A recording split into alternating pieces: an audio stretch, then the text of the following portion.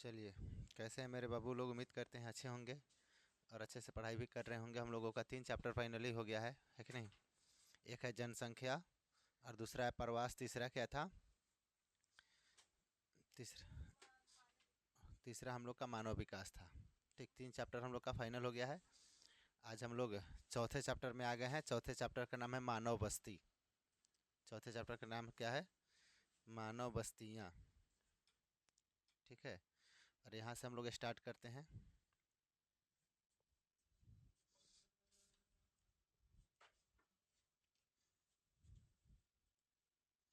देखिए, चैप्टर का नाम हम लोग का क्या है?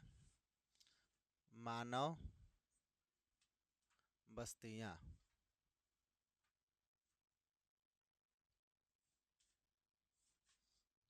ठीक, चैप्टर नंबर चैप्टर नंबर हम लोग का 4 है। ठीक है, चलिए लिखे। तो सबसे पहले हम लोग देखेंगे कि मानव बस्ती किसे कहते हैं। मानव बस्ती। ठीक है, तो देखेंगे मानव बस्ती किसे कहते हैं। तो जहाँ पर बहुत सारे लोग रहते हैं, जहाँ पर बहुत सारे लोग रहते हैं उसको हम लोग क्या कहते हैं? मानव बस्ती कहते हैं। तो लोगों को रहने के लिए क्या चाहिए? घर चाहिए। तो हम लोग लिखेंगे किसी भी प्रकार और आकार के घरों का संकुलन जिसमें मनुष्य रहते हैं, उसे मानव बस्ती कहते हैं। उसे क्या कहते हैं? मानव बस्ती कहते हैं। तो लिखेंगे किसी भी प्रकार या आकार, किसी भी किसी भी प्रकार या आकार, किसी भी प्रकार या आकार के किसी भी प्रकार या आकार के घरों का के घरों का संकुलन संकुलन जिसमें जिसमें संकुलन, ठीक है, किसी भी आकार या प्रकार के घरों का संकुलन जिसमें मनुष्य मनुष्य रहते हैं उसे मानव बस्ती कहते हैं। उन्हें मानव बस्ती कहते हैं। ठीक, किसी भी आकार या प्रकार का संकुलन जिसमें मानव किसी भी आकार या प्रकार का, मतलब कि किसी भी प्रकार या आकार बोलेंगे या आकार या प्रकार बोलेंगे के घरों का संकुलन जिसमें मनुष्य रहते हैं उसको क्या कहेंगे? बस्ती कहेंगे। यानी कि ऐसा घर, किसी भी डिजाइन का घर बना हो उसे मतलब नहीं है, किसी भी का आकार का हो, किसी भी प्रकार का हो, छत का हो या मतलब कि वो बोलते हैं ना फूस का हो, मतलब कि बनाया हुआ बांस का, ठीक है, उसमें हो, लेकिन जिसमें अगर व्यक्ति रहता है उसको हम लोग क्या बोलते हैं? मानव बस्ती कहते हैं। क्या कहते हैं उसको?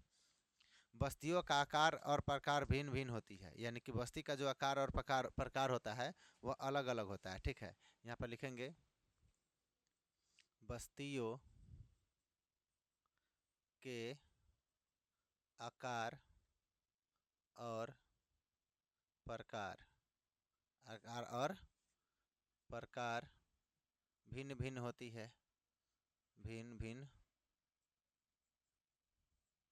है। इसका मतलब कि उसका भले आकार और प्रकार अलग अलग होगा लेकिन उसमें आदमी रहता है, तो उसको हम लोग क्या कहेंगे? बस्ती कहेंगे। यानी कि एक ही जगह अगर एक घर में आदमी रहता है तो उसको बस्ती थोड़ी कहेंगे। यानी कि एक जगह बहुत सारे घरों में व्यक्ति जो रहते हैं उसको क्या कहेंगे हम लोग? बस्ती कहेंगे। और गांव हम लोग देखेंगे, गांव का मतलब हो गया कि बहुत सारे बस्तियों को मिला करके हम लोग गांव बनाते हैं, है ना? बहुत सारे बस्तियों को मिला करके बनाते हैं गांव। ठीक है, तो विरल रूप से अवस्थित छोटी बस्तियां जो कृषि अथवा अन्य प्राथमिक क्रियाकलापों में विशिष्टता प्राप्त कर लेती है उसे गांव कहते हैं। उसे क्या कहते हैं? गांव कहते हैं। ठीक है, तो देखेंगे कि गांव किसे कहेंगे हम लोग। यहाँ पर देखेंगे गांव, गांव किसे कहेंगे? तो विरल रूप से यानी कि विरल रूप से अवस्थित, यहाँ पर लिखेंगे विरल रूप से अवस्थित, विरल रूप से अवस्थित, विरल रूप से अवस्थित छोटी बस्तियां, छोटी छोटी बस्तियां, छोटी बस्तियां जो छोटी बस्तियां जो कृषि अथवा अन्य प्राथमिक क्रियाकलाप, कृषि कृषि अथवा अथवा अन्य क्रियाकलाप, अन्य क्रियाकलाप, अन्य कृषि अथवा अन्य, लिखेंगे कृषि अथवा अन्य, कृषि अथवा अन्य प्राथमिक क्रियाकलाप लिखेंगे। क्या लिखेंगे? प्राथमिक क्रियाकलाप, कृषि अथवा अन्य प्राथमिक प्राथमिक क्रियाकलाप, क्रियाकलाप, ठीक है। प्राथमिक क्रियाकलाप, प्राथमिक क्रियाकलाप में विशिष्टता प्राप्त कर लेती है, में विशिष्टता विशिष्टता प्राप्त कर लेती है,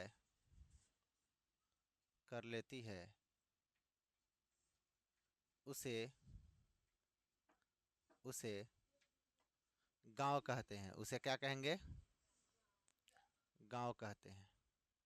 प्राथमिक क्रियाकलाप में क्या होता है कि प्राथमिक क्रियाकलाप में कृषि वाला सारे कार्य आ जाएंगे, कृषि हो जाएगा, मछली पालन, बकरी पालन, है कि नहीं, पशुपालन, इसमें सब आ जाएगा। इसको हम लोग प्राथमिक क्रियाकलाप कहते हैं, ठीक है। अब समझेंगे कि यह क्या होता है विरल रूप से। कौन चीज़ से? विरल रूप से, यानी कि गाँव में देखिएगा कि घर जो बनता है उसमें बीच बीच में थोड़ा गैप होता है। बीच में क्या होता है? गैप होता है ना, मतलब कि गाँव में देखिएगा कि 2 घर बना है तो उसके बीच में गली छूट जाएगा, है कि नहीं। तो इस तरह से मतलब कि गांव में जो होता है विरल रूप से होता है, यानी कि बस्तियाँ जो होती हैं, घर जो होती हैं, वह थोड़ा हट हट कर बना होता है, समझे कि नहीं। लेकिन वही शहर में देखेंगे तो सघन होता है, यानी कि एक दीवार दूसरे दीवार से सटे हुए होगा, ठीक है, उसमें थोड़ा भी जगह नहीं रहता है, समझे कि नहीं। रोड के अलावा समझिए कि शेष जगह आपको शहर में नहीं मिलेगा, तो उसको हम लोग बोलते हैं सघन रूप। कौन चीज़? सघन रूप। तो हम लोग पढ़ेंगे अब नगर, नगर पढ़ लेंगे, सॉरी गाँव पढ़ लिए, अब हम लोग क्या पढ़ेंगे? नगर के बारे में। किसके बारे में? नगर के बारे में। तो देखेंगे सघन रूप से बड़े अधिवास जो द्वितीयक और तृतीयक क्षेत्र के क्रियाकलाप में लगे हुए होते हैं, उसे हम लोग क्या कहते हैं? नगर कहते हैं। तो लिखेंगे सघन रूप से, सघन रूप से, यानी कि बसे बड़े अधिवास, लिखेंगे सघन रूप से, सघन रूप से, रूप से, सघन रूप से बसे बड़े अधिवास, बड़े अधिवास, अधिवास, अधिवास का मतलब होगा कि शहर में बड़े बड़े घर मिलते हैं। शहर में क्या होते हैं? बड़े बड़े घर मिलते हैं, लेकिन गांव में क्या होता है? छोटा छोटा, यानी कि गांव, शहर में जाइएगा तो 5 मंजिल 6 मंजिल का घर मिलेगा, लेकिन गांव में मैक्सिमम 2 मंजिल से 3 मंजिल लास्ट होता है कि नहीं। तो वही है कि नगर में सघन रूप से बड़े अधिवास, सघन रूप से बड़े अधिवास जो द्वितीयक और तृतीयक क्रियाकलाप पर, जो द्वितीयक द्वितीयक या तृतीयक, द्वितीयक या तृतीयक, द्वितीयक या तृतीयक, यानी कि क्षेत्र के क्रियाकलापों में, द्वितीयक या तृतीयक क्षेत्र के क्रियाकलापों में, क्रियाकलापों कलापों में, द्वितीयक या तृतीयक क्षेत्र, यानी कि क्षेत्र के क्रियाकलापों में, क्रियाकलापों में आपको बताते हैं कि क्रियाकलापों में लगे हुए होते हैं, लगे हुए होते हैं, लगे हुए लगे हुए होते हैं, लगे हुए होते हैं, उसे उसे क्या कहते हैं? नगर कहते हैं, नगर कहते हैं, ठीक है। उसे क्या कहते हैं? नगर कहते हैं, ठीक। क्लियर है? चलिए देखिए, तो वही है सघन रूप से, यानी कि सघन रूप से, यानी कि जो घर होगा वह काफ़ी सघन होगा, सटे रूप में होगा, यानी कि बीच में स्पेस नहीं मिलेगा आपको। और अधिवास का मतलब हो गया बड़े अधिवास से मतलब कि बड़े बड़े घर होते हैं। और जो द्वितीयक और तृतीयक क्षेत्र से क्या होते हैं? तृतीयक क्षेत्र के क्रियाकलापों में लगे हुए होते हैं, तो उसको हम लोग क्या बोलेंगे? उसको हम लोग बोलते हैं नगर, ठीक है। अब ध्यान समझेंगे कि अद्वितीयक और तृतीयक क्या होता है। यानी कि वहाँ का लोग या तो कोई रोजगार करेगा, कोई बिजनेस करेगा, और नहीं तो कोई सेवा वाला काम करेगा, जैसे कि टीचिंग करेगा, यानी कि डॉक्टरी कर लेगा, ठीक है। तो ये सब हो गया, या तो कोई नौकरी करेगा, समझे कि नहीं। तो ये सब जो आता है द्वितीयक और तृतीयक में आता है। किस में आता है? द्वितीयक और तृतीयक में आता है, ठीक है। आगे देखते हैं कि इसकी आबादी 5,000 से ज़्यादा होनी चाहिए, यानी कि नगर हम लोग उसको कहेंगे कि जिसकी आबादी कितना होना चाहिए? 5,000 से ज़्यादा। इसकी इसकी आबादी इसकी आबादी कितना होना चाहिए? तो 5,000 से अधिक, 5,000 से अधिक होना चाहिए, 5,000 से अधिक होना चाहिए। 5,000 से अधिक जब होगा तो उसको हम लोग क्या बोलेंगे? नगर। क्या बोलेंगे उसको? नगर। और जनसंख्या घनत्व जो होता है 400 व्यक्ति प्रति वर्ग किलोमीटर होना चाहिए। जनसंख्या घनत्व तो हम लोग पिछले चैप्टर में पढ़े हैं, है कि नहीं। तो जनसंख्या घनत्व, जनसंख्या घनत्व, ठीक, जनसंख्या घनत्व कितना होना चाहिए? तो 400 प्रति वर्ग किलोमीटर, 400 व्यक्ति प्रति वर्ग किलोमीटर, 400 व्यक्ति 400 व्यक्ति प्रति वर्ग किलोमीटर, प्रति वर्ग किलोमीटर, ठीक। तब हम लोग उसको क्या बोलेंगे? नगर बोलेंगे। क्या बोलेंगे? नगर। यानी कि 1 किलोमीटर के क्षेत्र में कम से कम 400 लोग होना चाहिए। कम से कम कितना होना चाहिए? 400 लोग होना चाहिए, ठीक है। यानी कि 400 से अधिक होना चाहिए, लेकिन कम नहीं होना चाहिए। देखेंगे, पूरी या कार्यशील जनसंख्या 75% से अधिक और कृषि कार्य में संलग्न होना चाहिए। यानी कि कहने का मतलब हो गया कि पूरी या कार्यशील जनसंख्या जनसंख्या कम से कम 75% से अधिक होना चाहिए। कितना होना चाहिए? 75% से अधिक। तो यहाँ पर पढ़ेंगे कार्यशील, क्या पढ़ेंगे? कार्यशील जनसंख्या, जनसंख्या किसका? तो पुरुषों का। किसका? पुरुष का। कितना होना चाहिए? तो कम से कम 75% से ज़्यादा होना चाहिए। कितना होना चाहिए? 75% से अधिक, 75% से अधिक होना चाहिए, ठीक है। 75% से ज़्यादा, 75% से ज़्यादा होना चाहिए, ठीक। और आपको बताते हैं, और यानी कि अधिक होना चाहिए, और गैर कृषि कार्यों में संलग्न होना चाहिए। गैर कृषि कार्य का मतलब हो गया कि शहर में लोग कृषि कार्य नहीं करते हैं, शहर में लोग कृषि कार्य नहीं करते हैं, ठीक है। आपको बताते हैं यानी कि कोई ना कोई रोजगार करेगा, कोई ना कोई बिजनेस करेगा, समझ में आ रहा है ना। तो गैर कृषि का मतलब कि वह कृषि कार्य से नहीं जुड़ा होना चाहिए, ठीक है। 75% से ज़्यादा लोग। अब आगे आते हैं कि नगरीय और ग्रामीण बस्तियों के बीच संबंध परिवहन और संचार के माध्यम से स्थापित होता है। यानी कि नगर के बीच और गाँव के बीच, नगर और किसके बीच? गांव के बीच जो कनेक्शन होता है, मतलब कि जो लगाव होता है, वह कैसे होता है? तो आपको बताते हैं कि मतलब कि ग्रामीण परिवहन के वजह से, और नहीं तो संचार के माध्यम से। किसके माध्यम से? संचार के माध्यम से। आने जाने के लिए सुविधा होता है, ठीक है। तो लगाव होता है, यानी कि कुछ खरीदना हो तो हम लोग नगर में चले जाते हैं खरीदने के लिए, है कि नहीं। अगर छोटा मोटा कोई सामान खरीदना हो थोड़ा बहुत, तो हम लोग गाँव में ही खरीद लेते हैं, है कि नहीं। चल देखिए, इस तरह से होता है। अब पढ़ेंगे हम लोग भौतिक पर्यावरण में बस्तियों के प्रारूप के लिए उत्तरदायी कारक। क्या पढ़ेंगे? भौतिक, यहाँ पर पढ़ेंगे हम लोग भौतिक भौतिक पर्यावरण में, भौतिक पर्यावरण में, भौतिक पर्यावरण में बस्तियों के प्रारूप के लिए, बस्तियों के प्रारूप के लिए, बस्तियों बस्तियों के बस्तियों के प्रारूप के लिए, बस्तियों के प्रारूप के लिए, प्रारूप के लिए भौतिक कारक, भौतिक कारक, ठीक है। भौतिक कारक कौन कौन से हैं? तो सबसे पहले हम लोग पढ़ेंगे, यानी कि उत्तरदायी कारक लिखना चाहिए। भौतिक कारक तो हम लोग इसका अगला भाग है ना, के लिए उत्तरदायी कारक, उत्तरदायी उत्तरदायी कारक, ठीक। तो सबसे 1 नंबर में हम लोग लिखेंगे पहले भौतिक कारक। क्या लिखेंगे? भौतिक कारक, भौतिक कारक, ठीक। या भौतिक कारक में क्या किया जाता है आपको बताते हैं कि यानी कि भूभाग की प्रकृति भूभाग की प्रकृति, ऊंचाई, जलवायु, जल की उपलब्धता, ये सभी चीज़ें होना चाहिए। आपको बताते हैं, ध्यान समझेंगे कि यहाँ पर देखते हैं कि भूभाग की भूभाग की प्रकृति, भूभाग की प्रकृति, इसका मतलब हो गया कि वहाँ का ज़मीन बढ़िया होना चाहिए। भौतिक कारक का मतलब हो गया कि अगर ज़मीन समतल है, ज़मीन बराबर है, तो लोग वहाँ पर रहना पसंद करेगा, यानी कि घर और बनाने में सुविधा होता है। पहाड़ पर घर बनाने में सुविधा होता है, नहीं होता है। ऊंच खाल जहाँ पर ज़मीन होगा वहाँ पर बनाने में हम लोग को सुविधा नहीं होता है, यानी कि जहाँ पर भूमि का मतलब कि समतल है, जहाँ पर भूमि हम लोग का बराबर है, वहाँ पर घर बनाने में सुविधा होता है, तो वहाँ पर लोग बसना चाहता है। ठीक, उसके बाद बताते हैं कि ऊंचाई होना चाहिए। क्या होना चाहिए बताइए?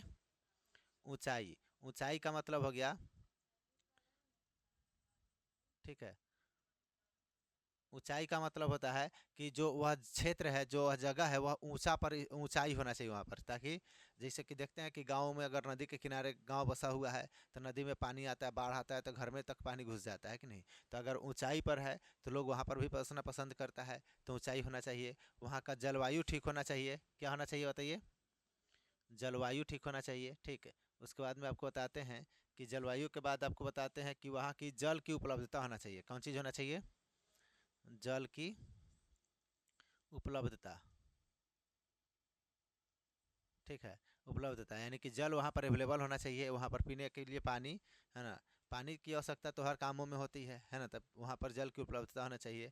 अब पढ़ेंगे सांस्कृतिक और मानव जाति के यानी कि कारक, मानव जाति के कारक। ठीक है, यहाँ पर लिखते हैं सांस्कृतिक और, यहाँ पर अगला टॉपिक, एक नंबर हो गया, दूसरा नंबर सांस्कृतिक, सांस्कृतिक और मानव जाति कारक।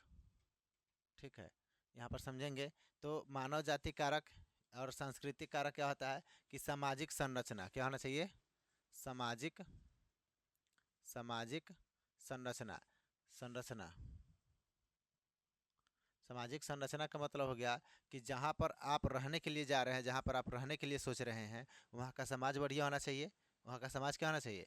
बढ़िया होना चाहिए, यानी कि लोगों का सोच बढ़िया होना चाहिए, लड़ाई झगड़ा ज़्यादा नहीं होना चाहिए। ठीक है, तो ऐसे समाज में सब कोई रहना पसंद करता है कि नहीं। चलिए देखिए, उसके बाद आपको बता रहे हैं कि यह सामाजिक संरचना ठीक होना चाहिए। जाति मतलब कि लोग देखते हैं कि वहाँ पर किस जाति के लोग ज़्यादा रहते हैं, है ना। अगर मान के चलिए कि कोई ऐसा क्षेत्र है, कोई ऐसा जगह है जहाँ पर केवल मुस्लिम जाति का पूरा मतलब कि वहाँ पर लोग ज़्यादा रहते हैं, तो वहाँ पर हिंदू जाति के लोग रहना पसंद नहीं करेगा। अगर कहीं पर केवल हिंदू लोग रहना पसंद रहते हैं, तो वहाँ पर मुस्लिम जाति रहना पसंद नहीं करेगा। तो जाति भी लोग देखते हैं कि वहाँ पर किस जाति के लोग अधिक मात्रा में रहते हैं। ठीक है, धर्म देखा जाता है। क्या देखा जाता है? धर्म, यानी कि कौन सा धर्म के लोग वहाँ पर रहते हैं, हिंदू धर्म, मुस्लिम धर्म, सिख धर्म, ईसाई धर्म, है कि नहीं। तो इस तरह से लोग धर्म भी देख लेते हैं। ठीक है, उसके बाद आपको बताते हैं कि सुरक्षा और संबंधित कारक। क्या पढ़ेंगे हम लोग बताइए? अगला टॉपिक सुरक्षा संबंधित, सुरक्षा संबंधी कारक, संबंधी कारक। ठीक है, तो देखेंगे सुरक्षा संबंधी जो कारक होता है वो आपको बता रहे हैं कि चोरों और डकैतों से सुरक्षा होना चाहिए। किससे किससे? चोरों और, चोरों और डकैतों से, डकैतों से क्या होना चाहिए? तो सुरक्षा होना चाहिए। क्या होना चाहिए? सुरक्षा, यानी कि आप जहाँ पर रह रहे हैं, आपका सामान चोरी हो जा रहा है, आपके घर में डकैती हो जा रहा है, आपके घर का सामान लूट लिया जा रहा है, तो और यह हमेशा उसी तरह चलते रहता है, तो वहाँ पर भी लोग रहना पसंद नहीं करता है। वहाँ पर रहना लोग पसंद करेगा? नहीं पसंद करेगा। ठीक, उसके बाद आपको बताते हैं कि बस्तियाँ यानी कि ग्रामीण बस्तियाँ चार प्रकार का होता है। गांव में जो बस्ती होता है वह कितने प्रकार का होता है? चार प्रकार का। तो यहाँ पर लिखेंगे ग्रामीण बस्तियाँ, ग्रामीण बस्तियाँ चार प्रकार के होती हैं, चार प्रकार के होते हैं, होते हैं। ठीक, कौन कौन से है? तो सबसे पहला प्रकार हो जाएगा, यानी कि सबसे पहला प्रकार होगा गुच्छित। क्या हो जाएगा? गुच्छित। सबसे पहला क्या हो जाएगा? गुच्छित ग्रामीण बस्ती, गुच्छित ग्रामीण, गुच्छित ग्रामीण बस्ती। ठीक है, गुच्छित ग्रामीण बस्ती, इसका मतलब क्या हुआ कि गुच्छित ग्रामीण बस्ती यानी कि लोगों का ये मतलब कि लोगों में एकता, लोगों में क्या एकता, तो उसको हम लोग गुच्छित ग्रामीण बस्ती कहते हैं। क्या कहते हैं उसको? गुच्छित ग्रामीण बस्ती, यानी कि लोगों में एकता है तो उसको हम लोग क्या कहेंगे? गुच्छित ग्रामीण बस्ती। घरों का आकार यानी कि सहंत अथवा संतुलित रूप से निर्मित क्षेत्र होता है, यानी कि यहाँ पर जो घरों का आकार होगा, ठीक है, वह सहंत यानी कि अच्छे से होगा, और क्या होगा मतलब कि आपको बताते हैं संतुलित रूप से निर्मित होता है। संतुलित रूप से क्या होता है? निर्मित होता है, यानी कि वह पर लोगों में एकता होता है। ठीक, अब पढ़ेंगे गुच्छित बस्तियों का रहन सहन का क्षेत्र खेत खलिहान और चारगाह से अलग होते हैं, यानी कि गुच्छित वस्तु जो होगा वहाँ पर क्या होगा कि लोगों का मतलब कि रहन सहन का क्षेत्र अलग होगा, खेत खलिहान का क्षेत्र अलग होगा, ठीक है, चारगाह का क्षेत्र अलग होगा। यानी कि इन लोगों के लिए आपको बताते हैं कि एक ही जगह बहुत सारे लोग रहेंगे, इकट्ठा रहेंगे, तो उसको हम लोग गुच्छित कहते हैं। उसको क्या कहेंगे? गुच्छित कहेंगे। जैसे कि आपको बताते हैं कि एक ही मतलब कि एक ही जगह खूब सारा घर है, एक ही जगह क्या है? खूब सारा घर, तो उसको क्या कहेंगे? गुच्छित कहेंगे। मान के चलिए कि एक घर यहाँ पर है, एक घर यहाँ पर है, एक घर यहाँ पर है और एक घर यहाँ पर है, तो यह गुच्छित है? नहीं, यह गुच्छित नहीं हो सकता है। ठीक है, तो इसको हम लोग गुच्छित कहते हैं कि जिसका मतलब कि आबादी क्या हो, मतलब कि जो लोग रहते हैं वह एक ही जगह रहते हैं और इकट्ठा रहते हैं और मिलजुल कर रहते हैं, समूह में रहते हैं, है कि नहीं? तो उसको क्या कहेंगे हम लोग? गुच्छित कहेंगे। क्या कहेंगे उसको? चलिए देखिए, तो उसको हम लोग गुच्छित बस्ती कहते हैं। क्या कहते हैं उसको? चलिए समझिए, आगे देखते हैं कि यह गुच्छित बस्ती हो गया, ठीक है, कि और यहाँ का खेत खलिहान भी जो होता है वह लोगों का क्या होता है?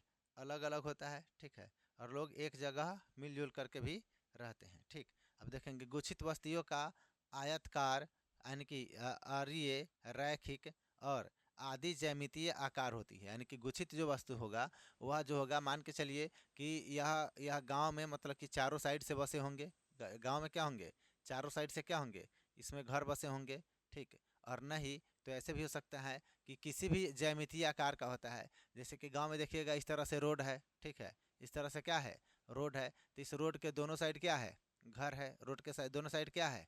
घर है, और उधर कोई घर नहीं है, तो यह किसी न किसी ज्यामितीय आकार आकार में जो होगा यह हम लोगों का बसा हुआ होगा। कौन सा? तो गुच्छित वस्तु। कौन सा वस्तु?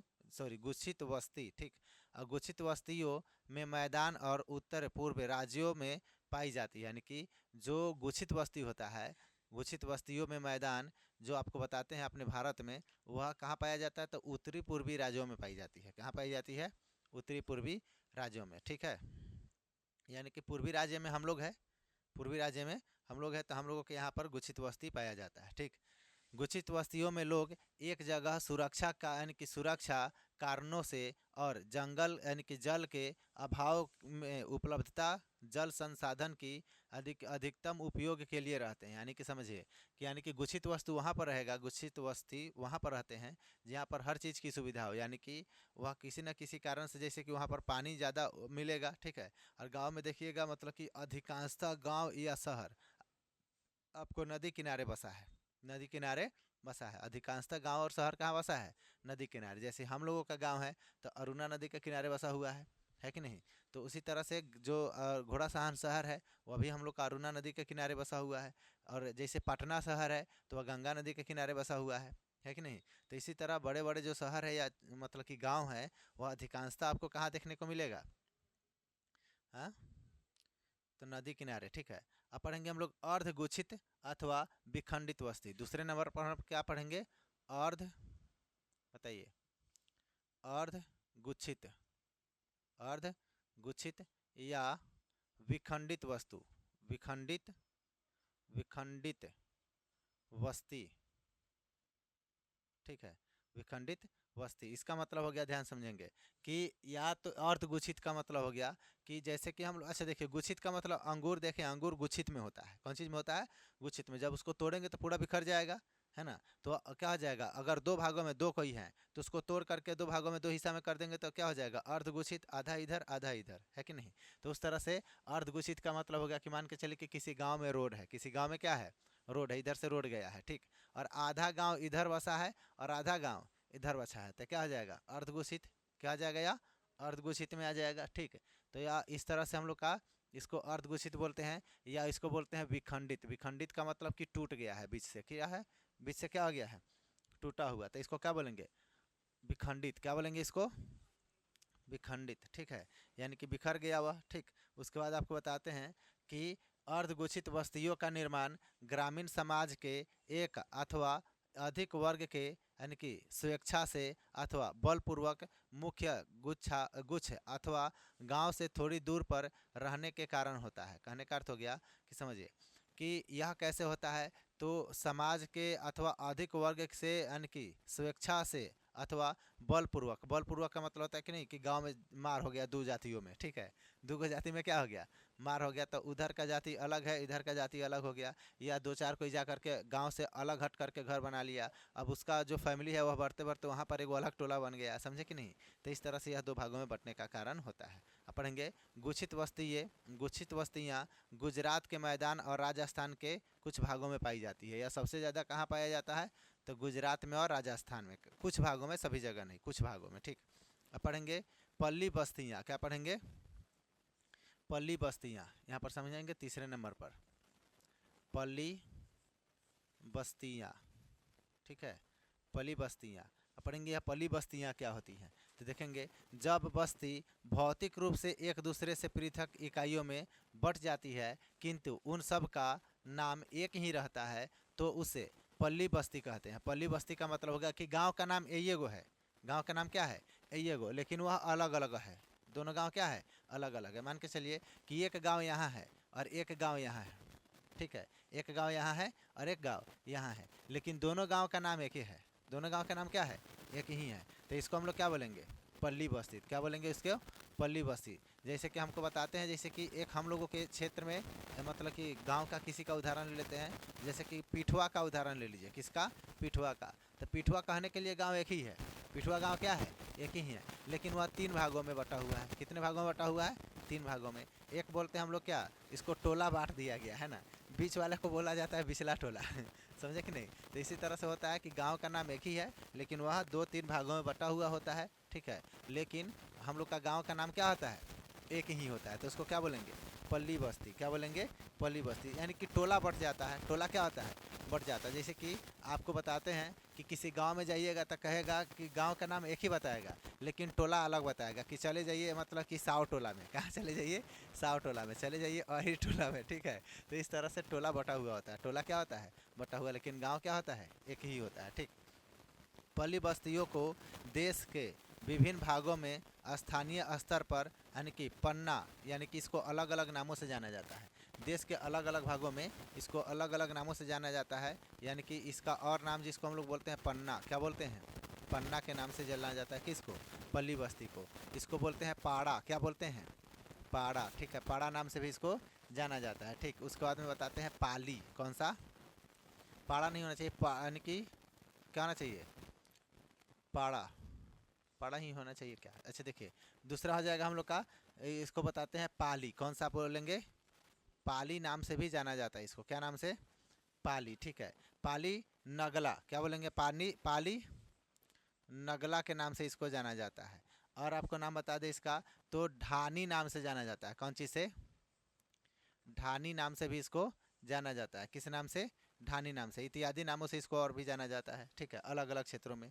पाली बस्तियां मध्य और निम्न गंगा के मैदान, छत्तीसगढ़ और हिमालय के निचली घाटियों में पाई जाती है। कहाँ कहाँ पाया जाता है यह, तो आपको बताते हैं पाली बस्तियां छत्तीसगढ़ में पाया जाता है। कहाँ पाया जाता है, छत्तीसगढ़, गंगा के मैदान में पाया जाता है। हिमालय के निचली जो घाटी होता है ना, घाटियों में यह पाया जाता है। कौन सा बस्ती, पाली बस्ती। कौन सा पाली बस्ती, पाली बस्ती। ठीक है, अब पढ़ेंगे परिक्षिप्त बस्तियाँ। क्या पढ़ेंगे, अगला चौथा नंबर क्या पढ़ेंगे, परिक्षिप्त बस्तियाँ। परिक्षिप्त, परिक्षिप्त बस्तियाँ। ठीक है, परिक्षिप्त बस्तियाँ। तो देखेंगे परिक्षिप्त बस्तियाँ क्या होता है, यानी कि भारत में परिक्षिप्त अथवा एकाकी बस्तियाँ यानी कि सुदूर जंगल में यानी कि एकाकी झोपड़ियों अथवा छोटी पहाड़ियों के ढाल पर खेतों अथवा चारगाहों के रूप में दिखाई पड़ता है। यानी कि परिक्षिप्त बस्तियाँ का मतलब हो गया कि बहुत दूर दूर घर मिलेगा। क्या मिलेगा?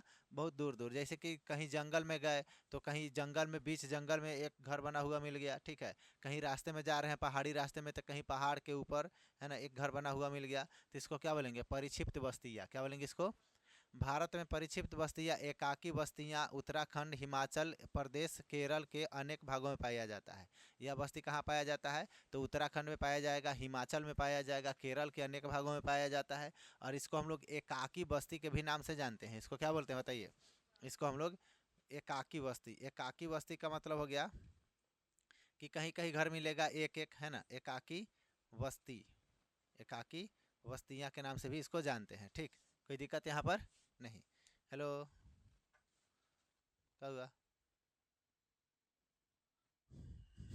चलिए देखिए, अब पढ़ेंगे भारत में नगरों का विकास। भारत में किसका विकास? नगरों का विकास। हेडलाइन बनाएंगे हम लोग, भारत में, भारत में नगरों का विकास। नगरों का विकास, ठीक है। भारत में नगरों का विकास। तो देखेंगे भारत में नगरों का विकास कैसे हुआ। तो भारत में नगरों का यानी कि अद्भुत, यानी कि प्रागैतिहासिक काल में हुआ था। यानी कि भारत का जो विकास है यानी कि अद्भुत या प्रागैतिहासिक काल में हुआ था। जैसे सिंधु घाटी सभ्यता के युग में हड़प्पा और मोहनजोदड़ो जैसे नगर यानी कि अस्तित्व में आए। सिंधु घाटी सभ्यता में कौन कौन आए? तो हड़प्पा बोलिए, मोहनजोदड़ो बोलिए, ठीक है। और यह सभी क्या हुए? मतलब कि हम लोग के अस्तित्व में आ गए। विभिन्न युगों में उनके विकास के आधार पर भारतीय नगर को निम्नलिखित भागों में वर्गीकृत किया गया है। भारतीय नगर को क्या किया गया है? बांटा गया है। किसको बांटा गया है? भारतीय नगर को किसको बांटा गया है? भारतीय नगर को, नगर को विभिन्न भागों में बांटा गया है। तो सबसे पहले क्या है, तो आपको बताते हैं। एक नंबर में आ जाएगा आपका प्राचीन नगर। सबसे पहले क्या आ जाएगा एक नंबर में? प्राचीन, प्राचीन नगर, प्राचीन नगर, ठीक है। तो एक नंबर में क्या आ जाएगा हम लोग का? प्राचीन नगर। तो प्राचीन नगर आपको बताते हैं। दूसरा नंबर में आज आपका आ जाएगा मध्यकालीन नगर। दूसरे नंबर में क्या आ जाएगा? दूसरे नंबर में आ जाएगा मध्यकालीन नगर। मध्यकालीन, मध्यकालीन नगर, ठीक। और तीसरे नंबर में आ जाएगा, देखिए दो को हम तीन लिख दिए। तीसरे नंबर में क्या आ जाएगा आपका? तो तीसरे नंबर में आ जाएगा आधुनिक नगर। क्या हो जाएगा? आधुनिक नगर। कौन सा नगर? आधुनिक नगर। आधुनिक, आधुनिक नगर, ठीक है। तीसरे नंबर पर हम लोग का आधुनिक नगर आ जाता है। तो समझे पाएंगे हम लोग प्राचीन नगर किसे कहते हैं? समझेंगे प्राचीन नगर किसे कहते हैं। तो भारत में 2000 से अधिक वर्षों की ऐतिहासिक पृष्ठभूमि को, यानी कि अनेक नगर हैं। यानी कि 2000 से अधिक वर्षों की, है ना। कितने हजार से? यहाँ पर बताते हैं कि यह 2000 से, 2000 से अधिक, 2000 से अधिक वर्षों की ऐतिहासिक पृष्ठभूमि को भूमि वाले अनेक नगर है, ठीक है। उसको हम लोग क्या बोलेंगे? प्राचीन नगर। क्या बोलेंगे उसको? प्राचीन नगरों का विकास धार्मिक अथवा सांस्कृतिक केंद्रों के रूप में हुआ है। किसके रूप में? तो धार्मिक अथवा सांस्कृतिक। कैसे? तो धार्मिक अथवा, धार्मिक, धार्मिक अथवा सांस्कृतिक, सांस्कृतिक के आधार पर इसका विकास हुआ है, ठीक है। प्राचीन नगरों में वाराणसी सर्वाधिक यानी कि महत्वपूर्ण नगर है। प्राचीन में कौन है बताइए? प्राचीन में तो सबसे अधिक कौन है? तो वाराणसी। कौन है? वाराणसी, ठीक है। सबसे महत्वपूर्ण नगर है, सबसे महत्वपूर्ण नगर है। किस में? तो प्राचीन नगर में। कौन सा नगर? तो वाराणसी, ठीक है। उसके बाद में बताते हैं कि प्रयाग यानी कि इलाहाबाद, पाटलिपुत्र, मदुरई में प्राचीन नगरों के कुछ अन्य उदाहरण हैं। इसमें और सारा आ जाएगा उदाहरण। जैसे आपको बताते हैं, पाटलिपुत्र आ जाएगा, प्रयाग अभी यानी कि इलाहाबाद आ जाएगा, ठीक है। मदुरई आ जाएगा। प्राचीन नगरों में इसका बहुत सारा उदाहरण हो जाएगा। किस में? तो प्राचीन नगर का। किसका? प्राचीन नगर का। अब आइए मध्यकालीन नगर। तो मध्यकालीन नगर जो है वर्तमान के लगभग 100 नगरों का इतिहास मध्यकाल में से जुड़ा है। कितने नगरों का? तो 100 नगर का। कितने नगरों का? 100 नगर जो है इसमें किससे, इसका इतिहास किससे जुड़ा है? तो मध्यकालीन से, किससे जुड़ा है? मध्यकालीन से। मध्यकालीन नगरों का विकास यानी कि रजवाड़ों और राज्यों के मुख्यालयों के रूप में हुआ, यानी कि राज्य का जो मुख्यालय होता है या राजवाड़ा का जो मुख्यालय होता है, तो उसको हम लोग क्या बोलते हैं? उसके रूप में इसका विकास हुआ है। ठीक है, मध्यकालीन नगर, हाँ, यानी कि राजा का जो, मतलब कि राजा के लिए जो रहने के लिए, अभी जैसे कि हम लोग का दिल्ली क्या है? राजधानी है। दिल्ली क्या है? राजधानी। वहाँ पर हम लोग का प्रधानमंत्री, वहाँ पर प्रधानमंत्री लोग वहाँ पर क्या करते हैं? रहते हैं। ठीक है, तो उसी तरह से कि राजा लोग जिस जगह पर रहते थे उसको क्या बोला जाता था? रजवाड़ा बोला जाता था। ठीक है, और वहाँ पर उसका विकास होने लगता था। जैसे कि दिल्ली अभी मतलब कि समझिए सबसे बड़े नगरों में से एक है कि नहीं? वहाँ पर हर चीज़ अवेलेबल होता है कि नहीं? तो उस तरह से यहाँ पर मतलब कि इसका विकास हुआ है। ठीक है, मध्यकालीन नगर समझेंगे। मध्यकालीन नगर किला नगर और जिनका निर्माण प्राचीन नगरों में यानी कि खंडहरों पर हुआ था। यानी कि आपको बताते हैं कि सबसे पहले इसका जो निर्माण है आपको खंडहर पर हुआ था, जिसका क्या है? मध्यकालीन नगर और किला नगर। मध्यकालीन नगर और किला नगर। ठीक है, मध्यकालीन नगरों में कौन कौन आ जाएगा आपको बताते हैं? दिल्ली, हैदराबाद, जयपुर, लखनऊ, आगरा, नागपुर महत्वपूर्ण है। इसमें कौन कौन आ जाएगा बताइए? तो दिल्ली आ जाएगा। कौन आ जाएगा? दिल्ली। और बताइए कौन आ जाएगा? तो आगरा। कौन आ जाएगा? आगरा। और बताते हैं आपको, दिल्ली हो जाएगा, ठीक है, आगरा हो जाएगा, जयपुर हो जाएगा, हैदराबाद हो जाएगा। कौन कौन हो जाएगा? जयपुर हो जाएगा। ठीक है, उसके बाद में हो जाएगा हैदराबाद। कौन हो जाएगा? हैदराबाद। ठीक है, हैदराबाद। और इसी तरह से हम लोग का क्या हो जाएगा? बहुत सारा हो जाएगा। ठीक है, इत्यादि क्या हो जाएगा? इत्यादि बहुत सारा इसमें नगर हो जाएगा। ठीक है, उसके बाद में बताते हैं कि आधुनिक नगर। कौन सा नगर? आधुनिक नगर। आधुनिक नगर में हम लोग आ जाते हैं तो देखेंगे, अंग्रेजों और अन्य यूरोपियों ने भारत में अनेक नगरों का विकास किया। अंग्रेजों ने सूरत, दमन, गोवा, यानी कि पांडिचेरी इत्यादि व्यापारिक पतन का विकास किया। यानी कि इसका क्या हुआ कि जब अंग्रेजों के शासनकाल में जिसका विकास हुआ उसको हम लोग क्या बोलेंगे? आधुनिक नगर के नाम से जाना जाता है। जैसे कि अंग्रेजों ने बाद में 3 मुख्य नगर मुंबई, चेन्नई और कोलकाता का अंग्रेजी शैली में निर्माण किया। किसका किसका बताइए? किसका किसने का? तो चेन्नई। कौन था? चेन्नई। ठीक है, चेन्नई हो गया। उसके बाद में आपको बताते हैं मुंबई हो गया। कौन हो गया? मुंबई हो गया, मुंबई। ठीक, उसके बाद में आपको बताते हैं एक और है जिसका नाम क्या है? तो कोलकाता। क्या है?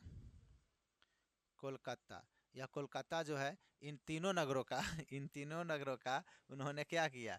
तो मुख्य नगर शैली में यानी कि अंग्रेजी शैली में, यानी कि उसके वहाँ अंग्रेज का जो ब्रिटिश में, इंग्लैंड में जिस तरह से वो सबका नगर होता था, शहर होता था, उस तरह से इस तीनों शहर को बसाने का उन्होंने काम किया था। ठीक है, चलिए देखिए, उसके बाद आपको बताते हैं कि 1850 के बाद आधुनिक नगरों यानी कि आधुनिक उद्योगों पर आधारित नगरों का भी जन्म हुआ। यानी कि उद्योग जो होता था, मतलब कि फैक्ट्री वगैरह जो होता था, उसके आधार पर भी नगरों का उदय हुआ। जैसे आपको बताते हैं कि हुआ, जैसे जमशेदपुर। जमशेदपुर आज़ादी के बाद अनेक प्रशासनिक केंद्र, जैसे चंडीगढ़। क्या है? चंडीगढ़। ठीक है, उसके बाद में हो जाएगा, आपको बताते हैं कि इसमें कब, आपको बताते हैं कि किसके आधार पर? तो आपको यानी कि आधुनिक उद्योग के आधार पर। किसके आधार पर? आधुनिक आधुनिक उद्योग के आधार पर। उद्योग के आधार पर कौन कौन सा आ जाएगा आपको बताते हैं? आधुनिक उद्योग के आधार पर आपका आ जाएगा, आपको बताते हैं कि जैसे कि जमशेदपुर। क्या आ जाएगा? जमशेदपुर। जमशेदपुर। ठीक है, जमशेदपुर। उसके बाद में आपको बताते हैं चंडीगढ़। क्या आ जाएगा? चंडीगढ़। ठीक है, चंडीगढ़। ठीक, उसके बाद आपको बताते हैं भुवनेश्वर, गांधीनगर, दिसपुर। ठीक है, आदि विकसित हुआ। इस तरह से बहुत सारे शहर हो गए। ठीक है, आपको बताते हैं आगे कि कुछ नगर महानगर के चारों ओर यानी कि अनुसांगी नगर के रूप में विकसित हुए। जैसे दिल्ली के चारों ओर यानी कि जाइयाबाद। ठीक है, रोहतास और क्या? गुरुग्राम। क्या था? गुरुग्राम। यह सब आधुनिक नगर के नाम से जाने जाते हैं। ठीक, अब आ जाइए आगे। अगला जो टॉपिक होगा हम लोगों का वह बताते हैं भारत में नगरीकरण। भारत में क्या? नगरीकरण। ठीक, अगला टॉपिक हम लोग का क्या आ जाएगा? भारत में नगरीकरण। ठीक, भारत में नगरीकरण। अच्छा देखेंगे, भारत में नगरीकरण जो होता है 2011 में भारत में नगरीकरण की संख्या 31.16% था। कितना था? 31.16%। कब? तो 2011 में। कब? 2011 में भारत में नगरों की संख्या कितना था? तो 31.16% था। कितना था? 16% था। कब? 2011 में। ठीक है, उसके बाद में बताते हैं कि 20वीं शताब्दी के दौरान नगरीय जनसंख्या 11 गुना बढ़ी है। 20वीं शताब्दी में कितना बढ़ा है?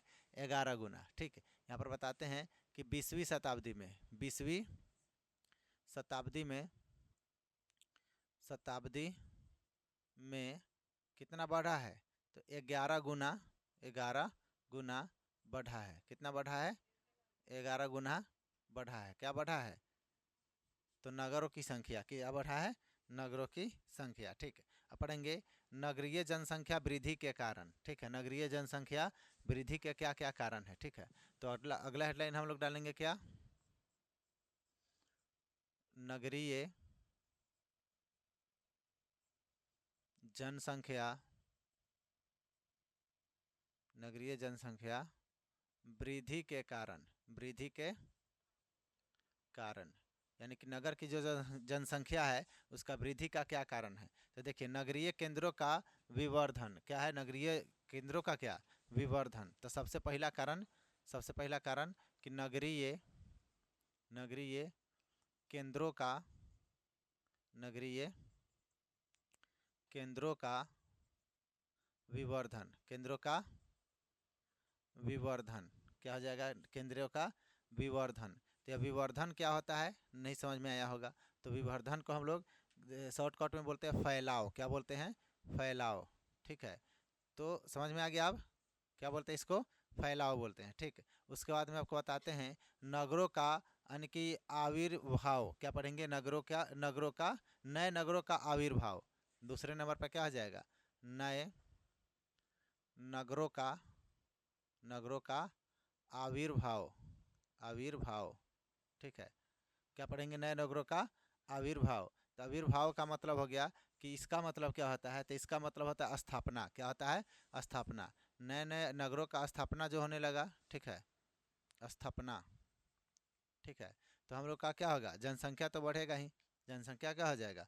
बढ़ जाएगा। ठीक, मान के चलिए कि कोई छोटा सा गांव है। ठीक है, वहाँ पर हर चीज़ का सुविधा धीरे धीरे बढ़ने लगा, वहाँ पर वह शहर जैसे होने लगा। ठीक है, कैसे होने लगा?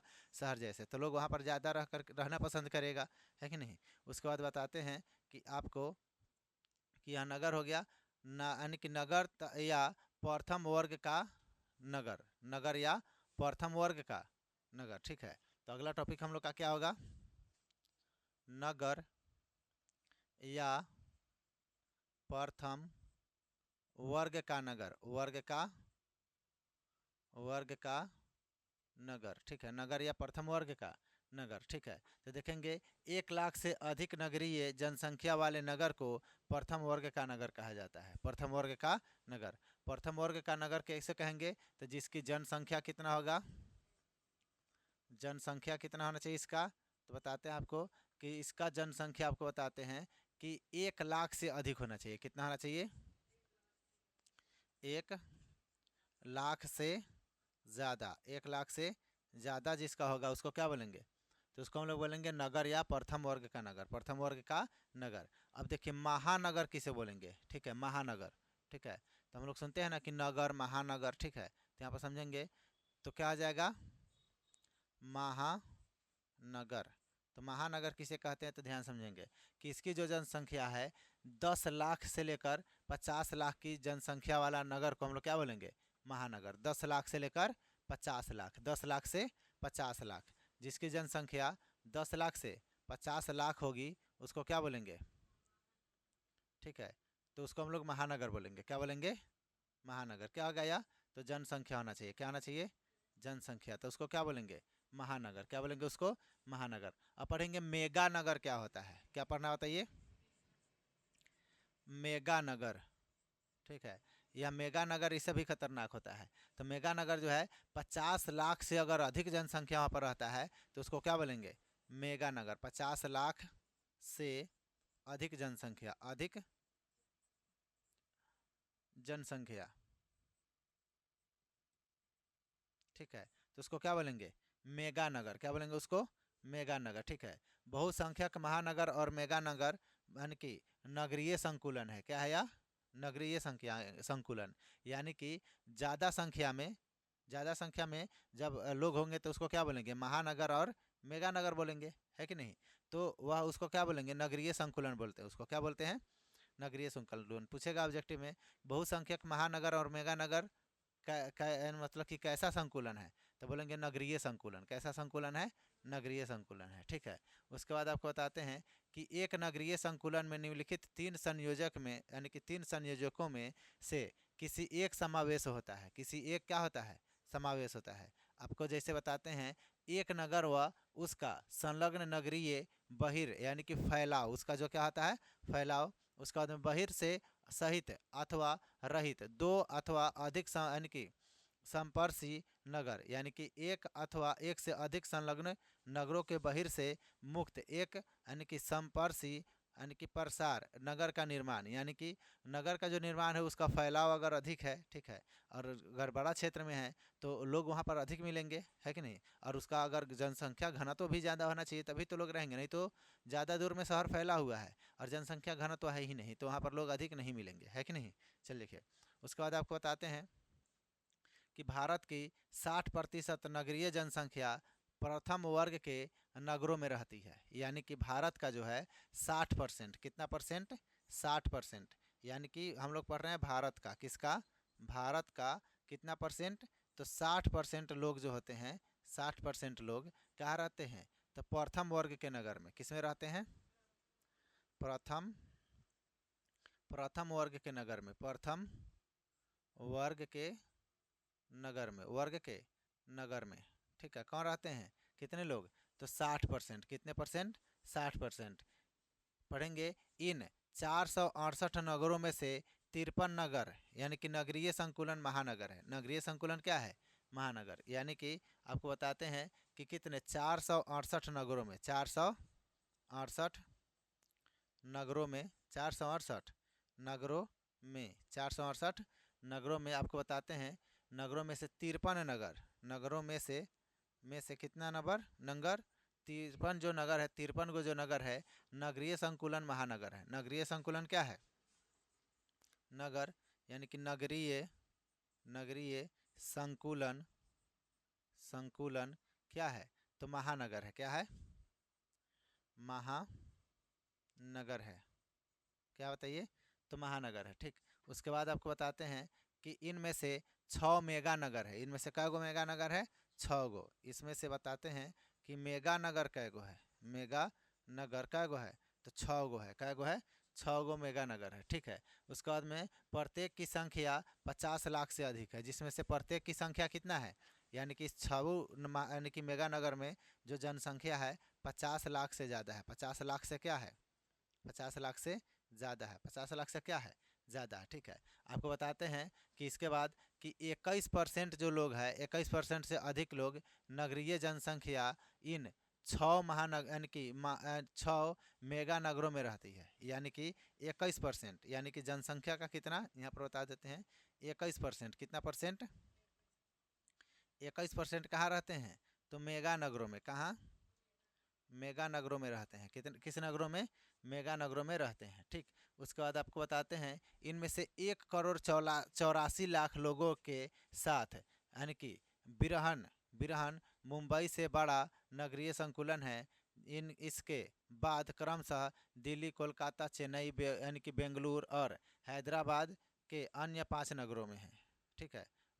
5 मेगा नगर है। आपको बताते हैं कि इसमें से कितना, 1 करोड़ 84 लाख लोग कहाँ रहते हैं, तो मुंबई यानी कि सबसे बड़ा नगरीय संकुलन है। यानी कि जिसमें से आपको बताते हैं इसमें 21 लाख कितना, सॉरी 1 करोड़ 84 लाख, कितना, 1 करोड़ 84 लाख, 84 लाख लोग कहाँ रहते हैं, तो मुंबई में। कहाँ रहते हैं, मुंबई में। अब समझ जा सकते हैं कि इसमें कितना ज़्यादा लोग रहता है, 85 लाख है। मेगा नगर का क्षमता कितना है, 50 लाख, लेकिन इसमें 1,84,00,000 है। 1,84,00,000, यानी कि इसको अगर देखा जाए तो 3 गो मेगा नगर बनेगा। कै गो मेगा नगर, 3 गो बन जाएगा कि नहीं। उतना जनसंख्या लेकर अकेले कौन बैठा है, मुंबई। कौन बैठा है, मुंबई। इसके बाद आपका कौन कौन आ जाता है, तो इसके बाद में आपका आ जाएगा दिल्ली। कौन आ जाएगा, दिल्ली। ठीक है, दिल्ली हो गया इसके बाद में। ठीक है, दिल्ली हो जाएगा, दिल्ली हो जाएगा। उसके बाद आपको बताते हैं, दिल्ली के बाद में आपको बताते हैं कि कोलकाता हो जाएगा। क्या हो जाएगा, कोलकाता। ठीक है, उसके बाद में आपको बताते हैं बेंगलुरु। कौन हो जाएगा, बेंगलुरु। ठीक, बेंगलुरु। और क्या हो जाएगा, बेंगलुरु। और हो जाएगा हम लोग का कौन सा, तो हैदराबाद। क्या हो जाएगा, बेंगलुरु के बाद में हैदराबाद। ठीक है, हैदराबाद। ठीक है, हैदराबाद। या 5 गो और 1 गो मुंबई। कै गो हो जाएगा, 6 गो। टोटल मिलाकर 6 गो हम लोग का मेगा नगर है। कै गो मेगा नगर है, 6 गो। ठीक, उसके बाद में है नगरों का, नगरों का हम लोग पढ़ेंगे नगरों का पर्याकार्यात्मक वर्गीकरण। ठीक है, अगला हम लोग का टॉपिक क्या होगा,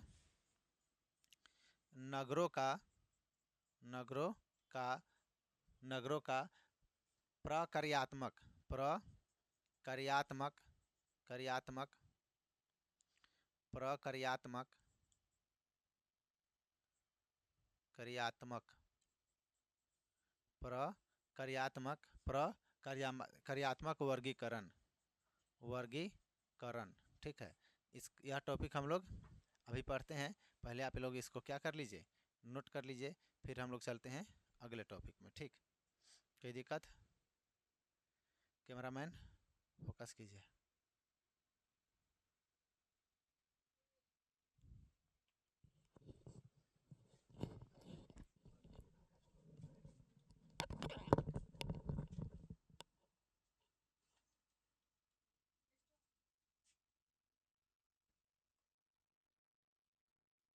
चलिए, तो हम लोगों का अगला टॉपिक क्या है कि नगरों का पर्याकार्यात्मक वर्गीकरण।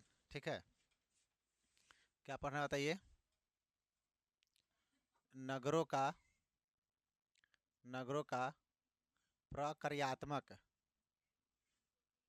प्रकार्यात्मक वर्गीकरण।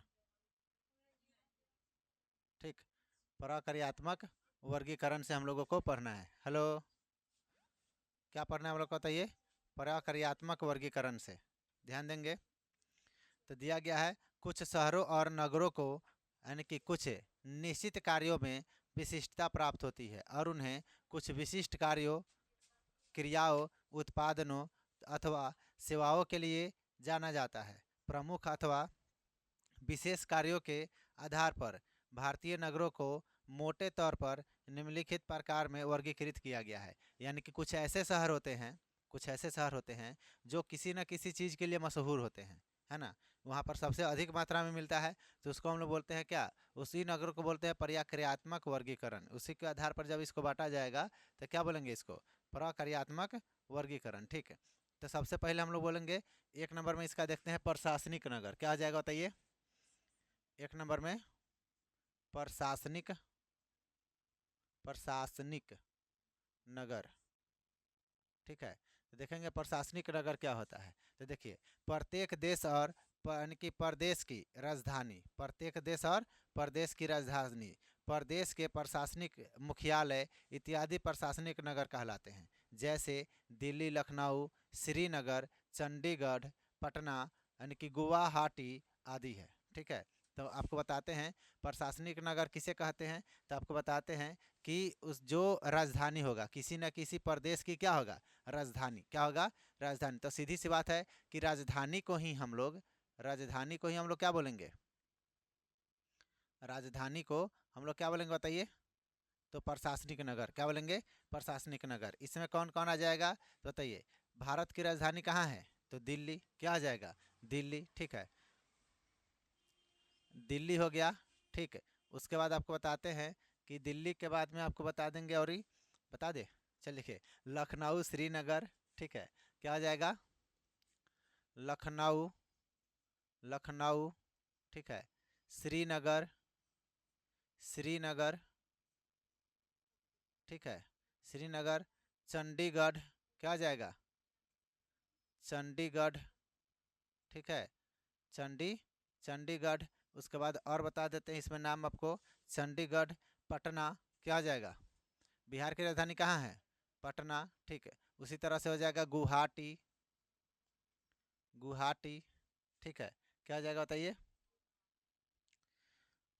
गुवाहाटी, गुवाहाटी, ठीक है। हम लोग का यह सभी क्या है? तो आपको प्रशासनिक नगर में आ जाएगा। क्या आ जाएगा? प्रशासनिक नगर में। अब आ जाइए औद्योगिक नगर। कौन सा नगर? औद्योगिक नगर। तो औद्योगिक नगर जो होता है दूसरे नंबर में आ जाते हैं हम लोग। कौन सा नगर? औद्योगिक, औद्योगिक नगर, ठीक है। तो औद्योगिक नगर में कौन कौन आ जाएगा? तो औद्योगिक नगर किसे कहते हैं? सबसे पहले यह देखेंगे, वह नगर जहां किसी विशेष प्रकार के उद्योग का विकास हुआ है उसे औद्योगिक नगर कहा जाता है। यानी कि समझिए, कुछ ऐसे नगर जहां पर विशेष प्रकार की वस्तु मिलता है और उस नगर में बड़ी संख्या में बनता है, तो उसको क्या बोलेंगे? औद्योगिक नगर। क्या बोलेंगे उसको? औद्योगिक नगर। जैसे आपको बताते हैं जमशेदपुर, यानी कि आपको बताते हैं किसी उद्योग के लिए, मतलब कि आप क्या होगा? फेमस होगा।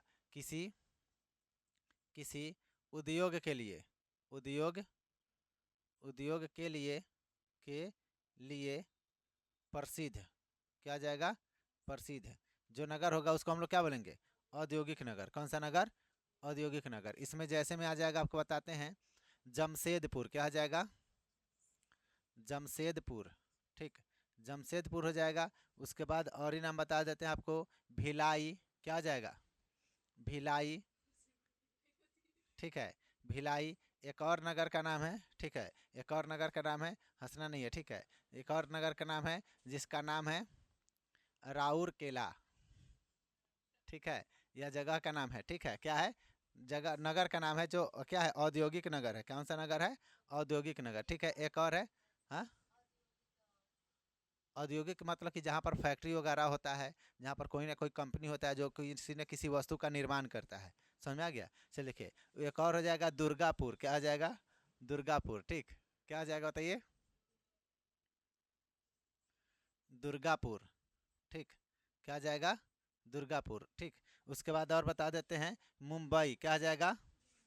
मुंबई, मुंबई, ठीक है, मुंबई, ठीक है, मुंबई। उसके बाद में हो जाएगा हैदराबाद। क्या आ जाएगा? हैदराबाद, ठीक है। और बताए, और बता दे, बोलिए। हैदराबाद, नहीं, हैदराबाद नहीं होगा। क्या आ जाएगा? अहमदाबाद हो जाएगा। क्या हो जाएगा? अहमदाबाद, अहमदाबाद, ठीक है। एक और बता देते हैं आपको, कानपुर। क्या हो जाएगा? कानपुर, ठीक है, ये आ जाए,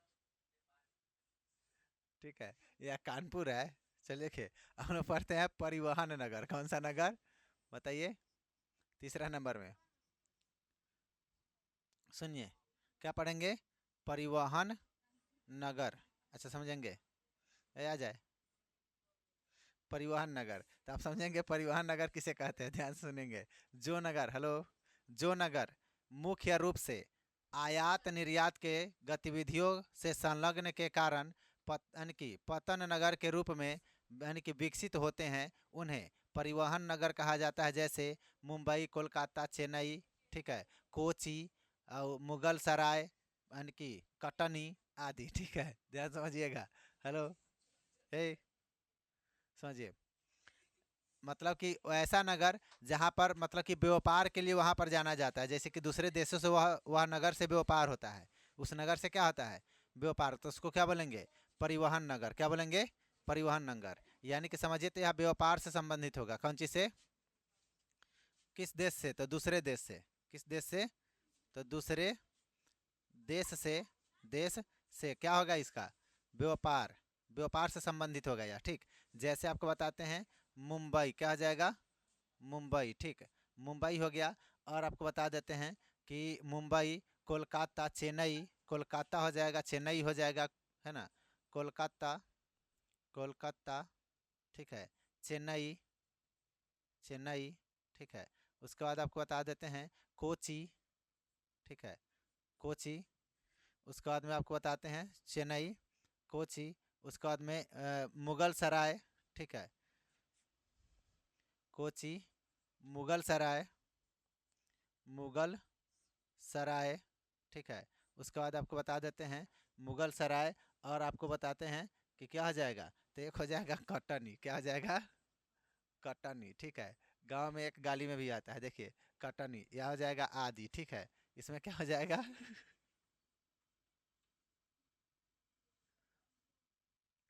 आदि, ठीक। इसमें और भी शहर आ जाते हैं, ठीक है। क्लियर है, हंसना नहीं है, पढ़ना है बस, समझिए।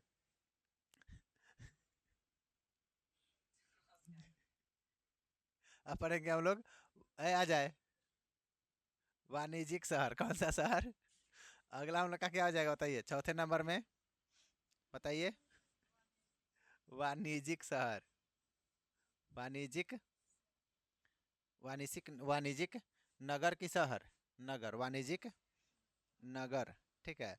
तो वाणिज्यिक नगर में क्या हो जाएगा समझेंगे, वैसे यानी कि व्यापार और वाणिज्य, व्यापार और वाणिज्य में विशेषता प्राप्त करने वाले नगर को हम लोग वाणिज्यिक शहर मतलब कि नगर कहते हैं। जैसे कि देखिए यह व्यापार में, कौन चीज़ में, व्यापार में, ठीक है, यानी कि यह व्यापार करेगा, क्या करेगा, व्यापार करेगा। और कौन चीज़, वाणिज्य में, कौन चीज़ में, वाणिज्य में विशेषता, वाणिज्य में, वाणिज्य, कौन चीज़, वाणिज्य, वाणिज्य गड़बड़ हो रहा है ना, वाणिज्य, वाणिज्य, वाणिज्य में जो विशेषता मिलेगा इसको, अगर क्या इस दोनों में क्या मिल गया है, विशेषता, क्या मिल गया है, विशेषता, ठीक है।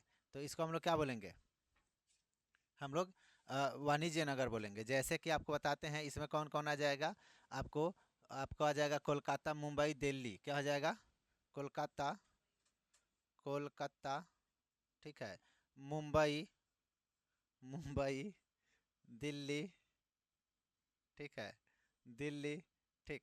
और बताते हैं दिल्ली हो जाएगा, उसके बाद में हो जाएगा बेंगलुरु, क्या हो जाएगा, बेंगलुरु, ठीक है, बेंगलुरु, यह हो जाएगा, ठीक।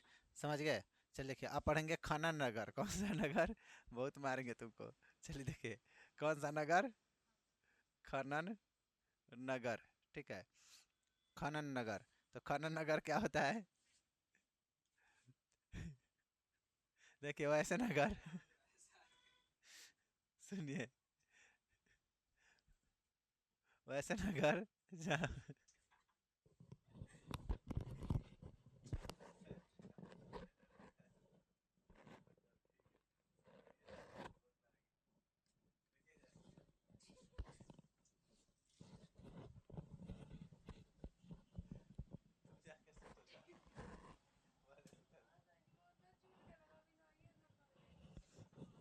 चलिए सुनिए, खनन नगर, ठीक है, सुनिए। तो वैसा नगर जहाँ पर खनन कार्य होता है, क्या होता है, खनन कार्य होता है, ठीक है, उस नगर को क्या बोलेंगे, खनन नगर, क्या बोलेंगे उसको, खनन नगर। जैसे आपको बताते हैं कि हो जाएगा रानीगंज, क्या हो जाएगा इसमें, रानीगंज, रानी, रानीगंज, ठीक है। उसके बाद आपको बताते हैं रानीगंज हो जाएगा, उसके बाद में हो जाएगा झरिया, क्या हो जाएगा ठीक है, झरिया। एक गाना है ना, ए लाला मुनिया के माही, हम जाता नहीं झरिया का माए सुने हैं, तो वही झरिया आ जाएगा इसमें, समझे कि नहीं, झरिया नगर, ठीक है। उसके बाद में हजारी बाग, क्या हो जाएगा, हजारी बाग, हजारी,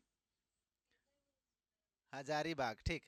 क्या हो जाएगा बताइए, हजारी बाग। उसके बाद में बताते हैं आपको पानसाही बाग नहीं, हजारी बाग। उसके बाद में है कोडरमा, क्या है, कोडरमा, कोडरमा, ठीक। आप लोग हंस रहे हैं, जो ना झरिया से होगा गाली देगा हमारे शहर का बदनामी कर रहा है, ठीक है। देखिए क्या हो जाएगा, कोडरमा। उसके बाद में डिगबोई, क्या है, डिगबोई, ठीक है। उसके बाद आपको बताते हैं डिगबोई हो जाएगा, यानी कि अंकलेश्वर, क्या हो जाएगा, अंकलेश्वर, सिंगरौली, क्या हो जाएगा, अंकलेश्वर, अंकलेश्वर, ठीक है। सिंगरौली, कौन सा? सिंगरौली, ठीक है। सिंगरौली, और बताते हैं, ठीक। सिंगरौली आदि शहर इसमें आ जाएगा, क्या आ जाएगा? आदि शहर इसमें आ जाएगा। इसमें खाली शहर का नाम याद करना है, ध्यान समझिएगा। चलिए देखिए, अगला हम लोग का टॉपिक हो जाएगा, ठीक। अगला टॉपिक आपको बताते हैं, गैरीसन क्या है जाएगा?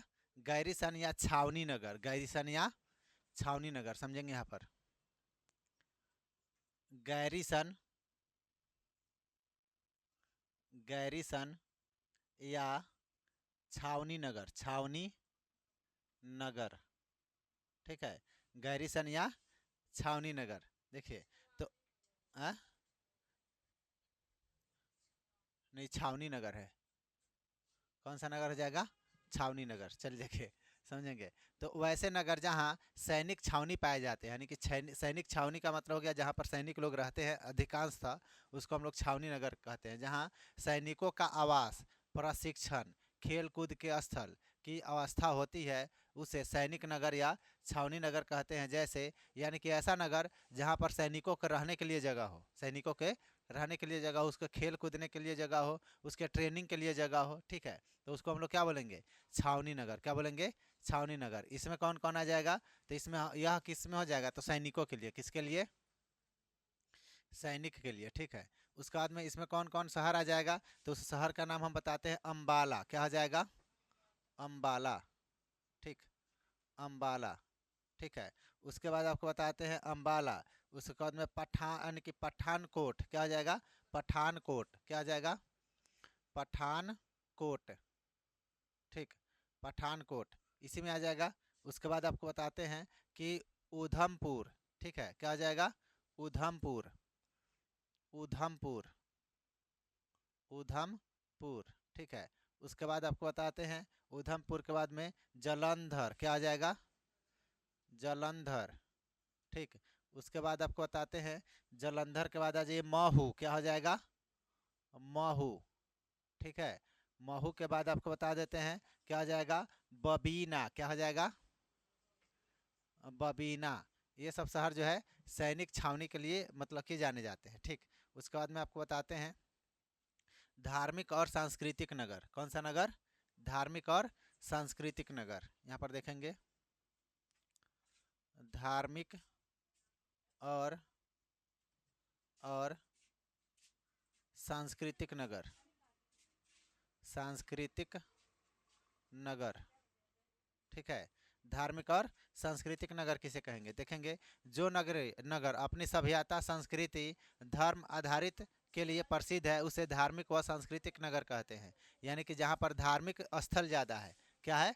धार्मिक स्थल, यानी कि जो धर्म के लिए प्रसिद्ध है उसको हम लोग धार्मिक नगर कहेंगे। क्या कहेंगे उसको?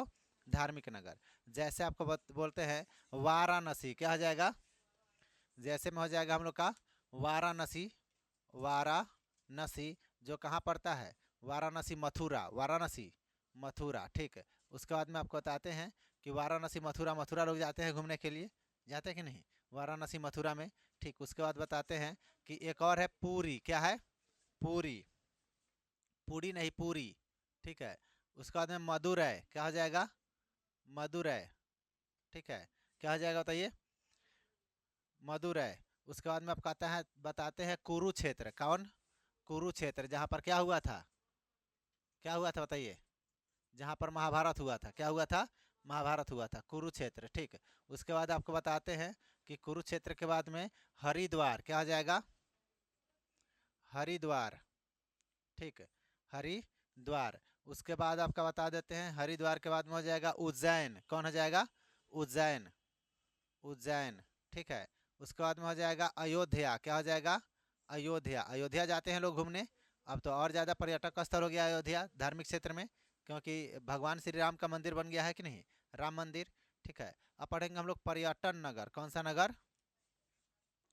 पर्यटन नगर, पर्यटन नगर। पर्यटन नगर में कौन कौन ऐसा आ जाएगा जहाँ पर लोग घूमने जाते हैं, जहाँ पर लोग क्या करते हैं? घूमने जाते हैं। वैसे नगर जो उत्तम जलवायु प्राकृतिक सुंदरता के लिए प्रसिद्ध होते हैं उसे पर्यटन नगर कहते हैं। यानी कि जलवायु ठीक ठाक होगा और प्राकृतिक सुंदरता से वह सुंदर होगा तो उसको हम लोग क्या बोलेंगे, पर्यटन नगर। ठीक है, तो बोलेंगे इसमें जो होगा प्राकृतिक सुंदरता होगा, क्या होगा, प्राकृतिक क्या हो जाएगा, तो सुंदरता क्या हो जाएगा, सुंदरता। ठीक है, क्या हो जाएगा, प्राकृतिक सुंदरता होगा तो उसको हम लोग क्या बोलेंगे, पर्यटन नगर। क्या बोलेंगे उसको, पर्यटन नगर। जैसे आपको बोलते हैं, जैसे में नाम सुने होंगे नैनीताल, कौन सा है जाएगा, नैनीताल। ठीक है, नैनीताल जगह का जिक्र जो है आपका एक फिल्म में किया गया है, जिस फिल्म का नाम है चांद के पार चलो। किसका है, चांद के पार चलो। ठीक है, उस फिल्म में उस नैनीताल का सीन को लिया गया है। ठीक है, उसके बाद आपको बताते हैं कि मसूरी क्या हो जाएगा, मसूरी। ठीक है, उसके बाद में आपको बताते हैं मसूरी हो जाएगा। उसके बाद में हो जाएगा शिमला माउंट आबू। क्या हो जाएगा, Shimla mount Abu, Shimla mount Abu, mount Abu. ठीक है, शिमला माउंट आबू। उसके बाद आपको बता देते हैं जोधपुर। क्या हो जाएगा, बताइए अगला, जोधपुर, जोधपुर। ठीक है, जोधपुर हो जाएगा। उसके बाद आपको बता देते हैं जोधपुर यानी कि जैसलमेर हो जाएगा। कौन हो जाएगा, जैसलमेर, जैसलमेर हो जाएगा। ठीक, उसके बाद आपको बता देते हैं यानी कि उडग, उडग मंडलम, उडग मंडलम। ठीक है, उडग, उडग मंडलम, उडग मंडलम। ठीक है, उडग मंडलम को हम लोग शॉर्टकट में बोलते हैं ऊटी। क्या आ जाएगा, ऊटी। ठीक है, उडग मंडलम को क्या बोला जाता है, ऊटी। ठीक, इसमें आदि शहर भी आ जाते हैं। ठीक है, किसमें, पर्यटन में, कौन चीज़ में, पर्यटन में। ठीक, इसका अगला टॉपिक है, ठीक है, इसका अगला टॉपिक हम लोग का स्मार्ट सिटी मिशन का उद्देश्य। नरेंद्र मोदी है ना, वह चलाए हुए थे स्मार्ट सिटी बनाएंगे। क्या बनाएंगे, स्मार्ट सिटी। ठीक है, देखिए स्मार्ट, स्मार्ट सिटी। ठीक है, कुकर वाला नहीं, स्मार्ट सिटी। तो स्मार्ट सिटी का मतलब होता है, समझेंगे, मिशन का उद्देश्य, मिशन का उद्देश्य। इसका क्या उद्देश्य था, ठीक है, उसके बारे में हम लोग पढ़ेंगे कि नरेंद्र मोदी जी यह क्या सोच कर बोले हुए थे कि स्मार्ट सिटी बनाएंगे। ठीक है, देखिए स्मार्ट सिटी मिशन का उद्देश्य शहरों को बढ़ावा देना था। शहरों को क्या देना था, बढ़ावा देना था। जो यानी कि जो धारातल, जो धाराभूत सुविधा साफ तथा यानी कि सतत पर्यावरण जैसे अपने नागरिकों को बेहतर जीवन प्रदान करे। यानी कि इसका स्मार्ट सिटी का मतलब हो गया कि नागरिक जो होगा, नागरिक, नागरिकों को, नागरिकों को, नागरिकों को बेहतर जीवन प्रदान करे। क्या बेहतर करे, तो बेहतर जीवन प्रदान करे, जीवन प्रदान करे, उसको हम लोग क्या बोलते हैं, तो स्मार्ट सिटी। क्या बोलते हैं, स्मार्ट सिटी। इसमें क्या होना चाहिए, तो सुरक्षा होना चाहिए, सुविधा होना चाहिए। ठीक है, आधारभूत सुविधा होना चाहिए, यानी कि जो भी चीज़ें वहाँ पर चाहिए वह सभी चीज़ें वहाँ पर मिलना चाहिए। ठीक है, स्मार्ट सिटी मिशन का विशेषता, स्मार्ट सिटी जो था उस मिशन का विशेषता क्या था उसके बारे में हम लोग देखते हैं। ठीक है, क्या पढ़ेंगे, स्मार्ट सिटी मिशन का विशेषता, मिशन का क्या, तो विशेषता। क्या हो जाएगा, विशेषता, स्मार्ट सिटी मिशन का विशेषता। तो देखेंगे स्मार्ट सिटी मिशन का विशेषता क्या था, तो देखेंगे स्मार्ट सिटी, स्मार्ट शहरों की एक विशेषता आधारभूत सुविधाओं और सेवाओं के लिए स्मार्ट यानी कि समाधानों को लागू करना था। यानी कि स्मार्ट तरीके से जो भी चीज़ें चाहिए लोगों को मिल जाए तो उसको हम लोग क्या बोलते हैं, स्मार्ट सिटी के रूप में जानते हैं। जिससे क्षेत्रों को प्राकृतिक आपदाओं के कम जोखिम यानी कि वाले क्षेत्रों के रूप में बनाया जा सके, साथ ही साथ कम संसाधनों का उपयोग तथा सस्ती सुविधाएं उपलब्ध कराई जा सके। यानी कि संसाधनों का उपयोग कम हो, ठीक है, और मतलब कि सस्ता हो, क्या हो, सस्ता हो लोगों के लिए। तो यही इसका क्या था, पहला मिशन था। दूसरा मिशन था, इस योजना में सतत तथा समग्र विकास पर ध्यान केंद्रित किया गया था। यानी कि सतत पर और यानी कि समग्र विकास पर क्या गया था, इसका ध्यान केंद्रित किया गया था। इस योजना का उद्देश्य एक ऐसे सघन क्षेत्र पर ध्यान केंद्रित करना जो एक मंडल के रूप में अन्य बढ़ते हुए शहरों के लिए लाइट हाउस का काम करे। लाइट हाउस समझते हैं? लाइट हाउस मतलब क्या होता है कि एक ऐसा स्ट्रेट लाइट जिस पर चारों साइड से लाइट होता है। चारों साइड से क्या होता है? लाइट होता है, और उससे वहाँ का पूरा जगह क्या होता है? प्रकाशित। तो इसीलिए स्मार्ट सिटी का मिशन था कि यह जब विकसित होगा तो लोगों के लिए, मतलब कि बाकी शहरों के लिए लाइट हाउस का काम करेगा। लाइट हाउस का काम करेगा, यानी कि लोगों में कॉपी करने की भावना ज़्यादा होता है, समझे कि नहीं? कॉपी करने का भावना ज़्यादा होता है, समझे कि नहीं? जैसे कि देखेंगे कि कहीं जाएंगे तो देखेंगे कि किसी का घर का डिज़ाइन खूब सुंदर है, तो सोचेगा कि ऐसा ही डिज़ाइन हम भी बनाएंगे, समझे कि नहीं? समझ में आया? जैसे कि मतलब कि महिलाओं में देखिएगा कि अगर कोई महिला अगर अच्छा सुंदर कपड़ा खरीदी है तो वह उससे पूछने जाएगी कि कहाँ से खरीदे, हमको भी खरीदना है, समझे कि नहीं? तो वही बात है, ठीक है? तो यह स्मार्ट सिटी मिशन होता है। क्या होता है? स्मार्ट सिटी, हाँ इसका बोलते हैं इसको, है ना, गाँव में। चलिए देखिए, समझिए। अगला टॉपिक है, सुनिए, अगला जो टॉपिक है जो सबसे महत्वपूर्ण है, जो क्या है? सबसे महत्वपूर्ण है, और कई बार एग्जाम में पूछा गया है और इस बार भी पूछा नहीं जाएगा, ठीक है? वह टॉपिक क्या है? The hint. चैप्टर नंबर कितना? चैप्टर कितना है? तो 4 है। चैप्टर क्या है? 4 है, यानी कि 4 चैप्टर हम लोग का समाप्त हुआ। बधाई हो मेरे तरफ से आप लोगों को, कॉन्ग्रेचुलेसन कि चैप्टर नंबर 4 क्या हो गया? समाप्त हो गया। और आप लोग क्या कीजिए, वीडियो को लाइक कीजिए, चैनल को सब्सक्राइब कीजिए और अपने दोस्तों के साथ शेयर कीजिए। और वीडियो कैसा लगा कमेंट करके ज़रूर बताइएगा। आप लोगों के सभी के कमेंट हम देखते हैं, ठीक है? कैमरामैन फोकस कीजिए।